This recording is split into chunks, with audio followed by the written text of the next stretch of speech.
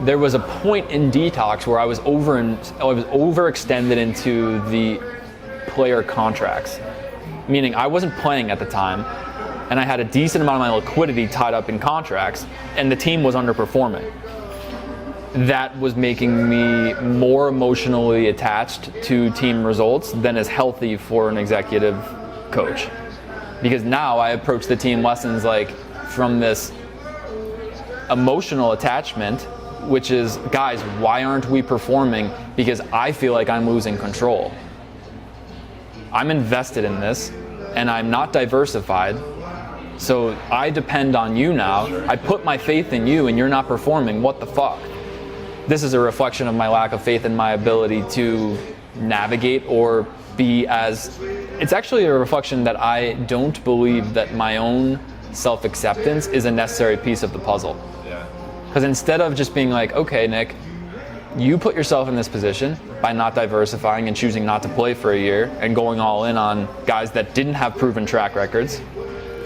And you've had the opportunity every place along the way to not double down on resistance towards this process, but you continue to rationalize that getting more intense about player performance is the right way to handle the friction that I feel internally. There's choices being made constantly that need to be addressed, and they're all reflective of my own imbalances. Now, seeing that brought up, that was a huge learning experience for me. One of the best things I did was correct the asymmetry where the coaches aren't playing. The coaches now play ever since 2019, and it's been the coolest shift ever because I forgot how much I liked playing. And guess what? There is more time than I thought once we create volume goals and schedules to allow for it. And the players have more faith in the system, and it's easier to talk to you guys now that I'm on the ground level as a soldier in the same games as you, as opposed to speaking from a position where you don't even necessarily trust that I am experiencing the same reality as you. So it's all those things. But to go back to the very beginning of this conversation, giving someone the benefit of the doubt means that you understand that to not give them that would only reflect that you have a skeptical view of reality. Not a balanced view, not a balanced skepticism either. And that's where so many people are making this mistake of thinking that they're realists because they're caught in a skeptical distortion. It looks like you're a realist when you're caught in a skeptic imbalance. That's the really twisted part of it that a lot of people can't see. Like, you see this with MTTs. Like, there is a very prevalent MTT mindset, which is it's going to take massive amount of luck for me to win a tournament, and on a deep level, I'm not prepared to be the chosen one. It's more comfortable for me to continue to play this paradigm out of like, it's not going to be me this time, it's not going to be me this time, because that protects me when I bust. I expected it. But deeply hidden underneath that realistic perspective is a root belief that I am not worthy of winning this tournament. It's never going to be me. And you might stumble across, the luck of the draw, because I don't think reality is going to, cancel you out of the selection process just because you hold that belief. But you will self-destruct when you get that chance at a higher rate, because it's completely foreign to your paradigm. So you wonder why so many performance mistakes happen late in an MTT. Where could you possibly simulate more heightened performance pressure? You're putting someone in a massive opportunity, likely without the skill set they even need to begin with, and expecting them to navigate objectively. Like, prepare for punting. Yeah, I remember something from Dan Smith where he was like, I believe that streaks are real. And not because that person's just on a lucky streak. It's that that person after winning, experiencing the success, is going to have. He didn't say this exactly, but the link is there where he's saying that person now has gotten out of that frame where he's going to self-destruct at that rate. A reference point that this is a possible reality, right, now, maybe even probable. Right now, the frame is probable, right? It's every time I go in a tournament, I win. So like, of course I'm going to win this one. This is the same reason why I usually bet on veteran teams in playoffs. Yeah. And it's a very simple policy. This is my stance. I tend to believe that, and this might be completely arrogant, but from what I know about my performance arena, I would be surprised if Vegas is not underestimating the performance stress of the amateur team relative to the poise of the veteran team. Now, I don't know how well they're accounting for that ultimately, but if I had to put my faith in one thing, not knowing any other stats, I'm going to bet on the veteran being underrated in his ability to out-mindset perform. Yeah. And you see this thing too, like with the recent March Madness tournament. Duke had a game, I think it was Final Four, where the last free throw opportunity, they were down 3 or something. Guy misses both free throws at the line to tie it or something, something like this. And Gabe and I had just gotten off a call where we were working on new Instagram posts, and I was like, yo, we should post something on that. Like, Google what the drop-off is in average field goal free throw percentage when it's a game-winning field goal. And he found something on it that said that it drops off like 20% from a normal free throw to like a game-winning free throw. The premise is that the performance stress is causing this. So when I saw that, I was like, oh, that's a really cool stat. And like clearly the fact that stat exists means someone else is thinking about this besides us, so it's not revolutionary, but I think it's underrated that the degree to which someone will buckle when they're in a situation that they're unfamiliar with, especially when it is the threshold to a massive success barrier. Everybody wants to win that tournament, but nobody really wants to release the victimization of the reality that never wins that tournament, because it's comfortable and it's the sickest thing. Yeah. Gotta hit up Bob on Twitter and ask him what the data is on veteran teams. I feel like we need more data. Yeah. So going back to this idea of different perspectives and the variance in performance among members of the CFP team, I definitely see, and this is not even to say that like my interpretation of the data is correct, but you could put a hand out there, right? And it could be a more basic spot, a spot that fits really well into the ether categories that we have set up, and that the line and the sizing and everything matches up like really well to a grid that we have, right? Okay. And I could look at that and say, I'm going to call with ace king high. Another person could look at that and say they're going to call with any ace high, and then another person could look at that and say that they're going to call with like a low pair, but not like the worst low pair. Like they wouldn't call twos, but they would call fives or something like that. And so we're all looking at the same data. We all interpret it in different ways. Do you think that's a reflection of the perspective that we came into when we looked at the data? Like, does that make sense? So just to distill this, different players are looking at the same spot with the same resources to use for calibration in that spot. And then you give them 3 different strength of hands, and they'll all rank those hands differently in terms of value. As a caller fold. As a caller fold. So what was the bottom of your calling range? They would each name a different type of hand. Okay. Gut tells me that following the trend of this whole conversation, something about the person's passive or aggressive inclination is dictating their set point for that assessment. So you saw this happen with Josha when we did a review on some of his hands, that when we looked at a series of his hands, or even just one was all it took, we saw that his inclination is to default passive versus aggression. And by passive, I mean he over-calibrates. So he's folding hands that are clearly plus EV.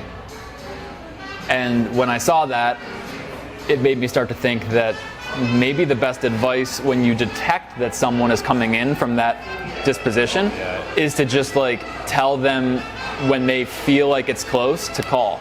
Right, sure. Like, we use the term gray zone for that, right? Whenever they're in a gray zone, default to a call. And that's funny that you said that, because that's like the one piece of content that over the past like couple of months that I almost didn't agree with. You know what I mean? Like, that's funny to me, because it's like, I guess I still operate under the point that it's a technical issue. Like, they just haven't, like, if you showed them how to read the grid in the correct way, and that they got more experience working through hands, and just like the repetition of like taking a hand that they marked that they were confused of, going through the data points, that even under their current framework, they would get to the point where they're going to make the correct decision, even operating under an idea where when you're in a gray zone, then you fold. Agree. But the flip to that is that if it's a technical issue, then going to just flipping it, going from we'll always call to always fold. It's a Band-Aid almost. Sure, and it'll just create different gray zones. Like, I would assume that if someone could actually do that, and I think they could. I think you could. I think you could. If you said like, don't worry about results, like it's not even your money anyway. Like, just do what I'm telling you to do. Where every time you're in a gray zone in a bluff catching situation, just call. I think people can do that. I think that they would make calling mistakes that they would call too much. Too much in terms of the actual objective. The correct answer, yeah. I think that's true, and I would argue that they would still perform better than if they did it the old way. Probably, but that's because we're in a market that incentivizes calling. Sure, nice. Which was part of the consideration for even being able to offer that up. Right. Once we were able to look at more and more spots and see that the game tree is set up in a way, when you approach the mass data and you map everything out, in terms of river bluffing frequencies, the game tree is set up in a way that primarily incentivizes calling in most spots, which is relevant for the advice that I'm giving a passive player, because it definitely makes it safer to tell him to call all when I know that the market leans bluff heavy. Right, but there's like you're shifting that line back, but then as soon as they start to implement that and like realize that, then it's going to be like, well, what about these calls just on the other side of that gray zone? So it's going to create a distortion where they lose reference for what a gray zone actually was, and it just starts to slide. It'll evolve based on the feedback that they're getting that calling's good. Yeah, and I think it's a legitimate point, and I think it's why the counteracting suggestion is never going to be the best solution. Yeah. It's basically a temporary fix to get you performing in a way that's not punting as much, for lack of a nicer way of putting it. And so maybe the best way, like the best approach, assuming a player didn't want to take time off, which might just be the best thing, if we find out that he's overfolding to such a degree that he's a liability to his own win rate. Maybe 2 weeks off, where he studies zones and figures out how he's going to calibrate better in these spots without just overcompensating by always calling. Going into hands being like, okay, here's how I'm going to look through the data points of these hands that I folded way too high up in my range in order to make sure they don't happen again. That is probably a more objective approach for someone who's trying to get better long term and be more detailed about their improvement. Maybe the way that you could approach it, if you weren't going to take time off, was make that your study regimen, and until you get more familiar with that, you call more. Yeah. Maybe. I mean, that's what I would do if I was told that you can't stop playing, but you need to net as much win rate as possible, knowing this thing about yourself right now.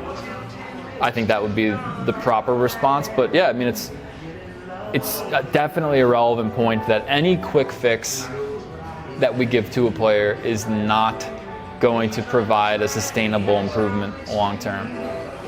It might, but here's the really weird thing is, if he believes that we're offering him a quick injection upgrade, that might spike his mindset confidence enough that somehow that mindset confidence translates into him studying a couple hours more, and then suddenly you do have an improvement coming from it.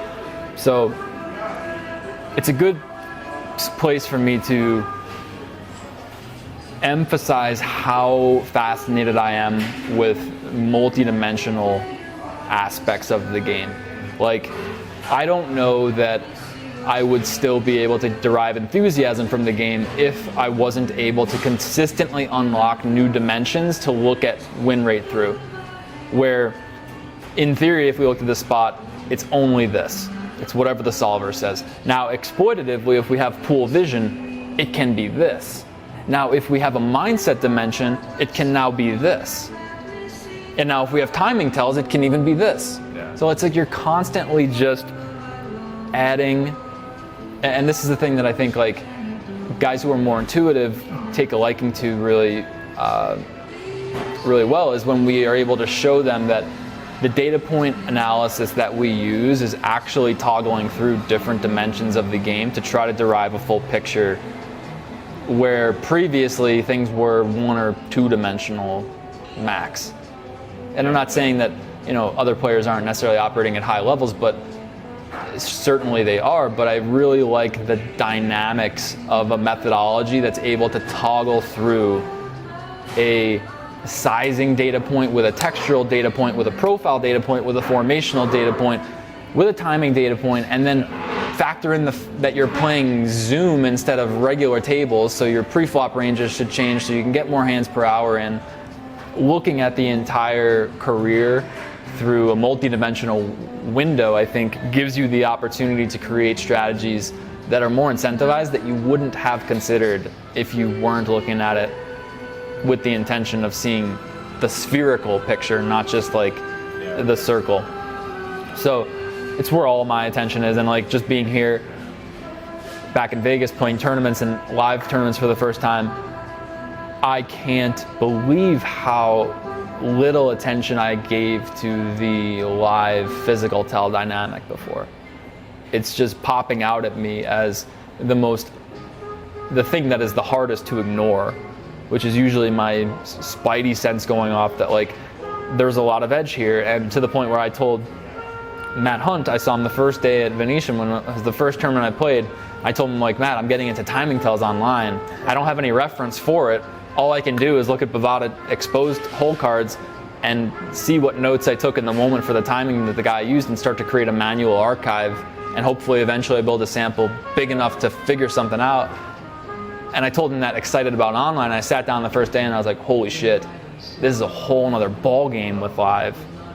The subtleties of it are so much more deep, and like the fact that you can start to ask questions to a player on the river and get even more out, like all of my focus is on trying to figure out how I can squeeze as much out of the live arena as possible from the personal aspect before I even think about, like, I'm not even well versed on my push fold ranges, which is an abominable leak on one hand, but I feel like I don't really want to get perfect at that until I potentially explore as much as I can about getting live tells on someone, because...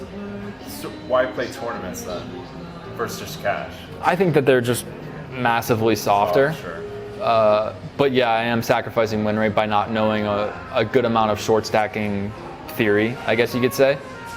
But in my head, it's like... Well, if they overfold anyway, then it doesn't matter. Well, we don't have proof that they do. I would.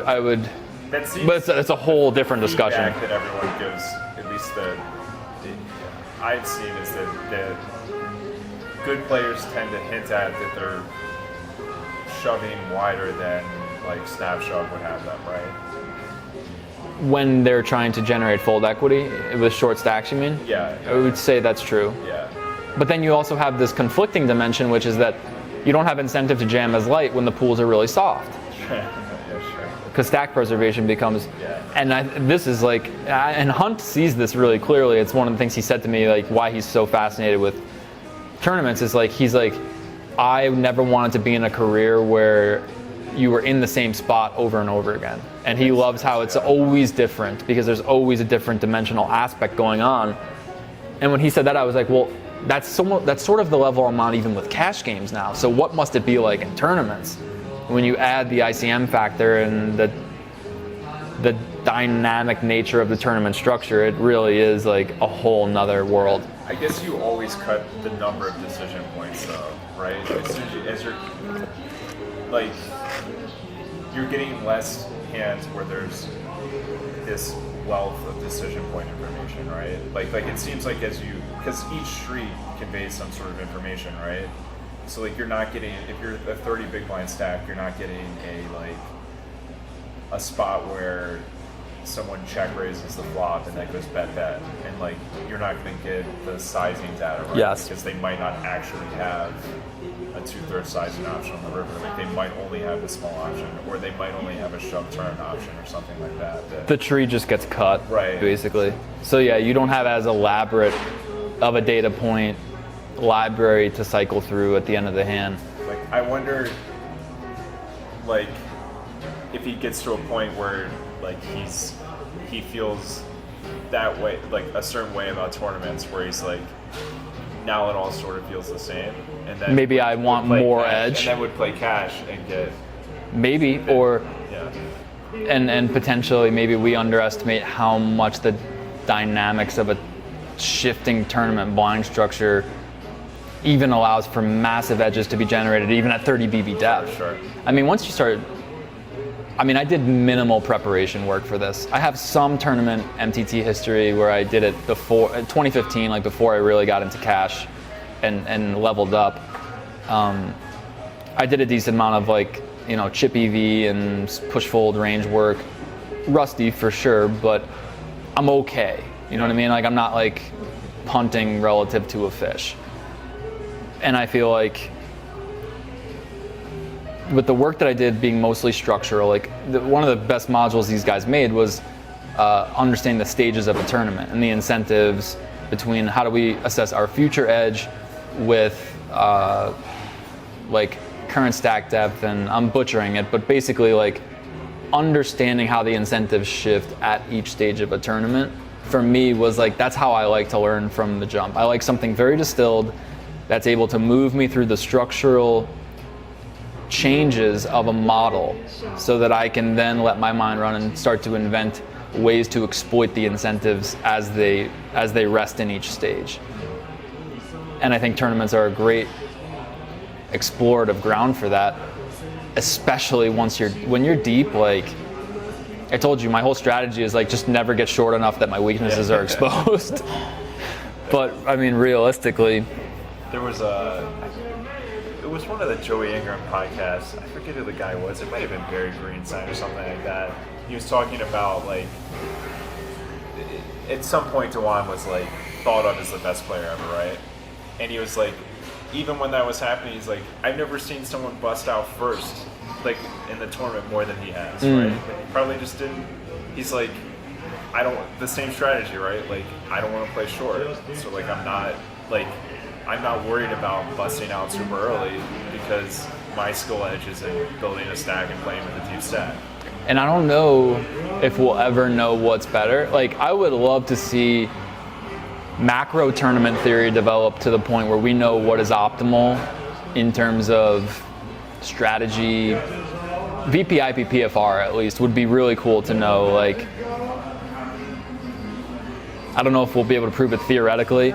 Without saying too much, some of the engineers on, I can say this, I guess. Matt Hunt is working on a project where certain engineers are taking a different approach to unraveling how ICM could potentially work in a way that we never thought. Not just ICM, but different tournament stage incentives, looking at it from a pool data perspective as opposed to a strictly theoretically oriented perspective, taking a bunch of data and basically trying to look at what stages are people generating the most win rate and what type of strategies are those people playing in those stages. So it's very similar to the first article that Patrick wrote for our mass clone blog on CFP, which is like most of the developments that happen in our sector, our company, are starting from the premise that we're concerned with what is producing money first, even if it doesn't make sense in theory. Whereas a lot of stuff, I think, generally gets dismissed if it doesn't make sense in theory, even though it makes money. I would say we're on the team that works backwards, or inverted almost, which I think is clearly more incentivized and might not work in tougher pools.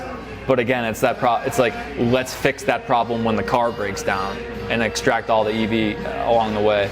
So what I think these guys are doing, something that I think is really cool, and who knows if it'll work, but it's basically trying to figure out, working backwards from pool data, if someone, for instance, if a group of players who seem to accrue a ton of chips post-bubble are suddenly 3-betting a lot post-bubble, more, and these 3-bets seem to be working out really well and seem to be the bulk of the EV generation over large samples, well, maybe we have a good reason to start incorporating more 3-betting into our strategy at that stage.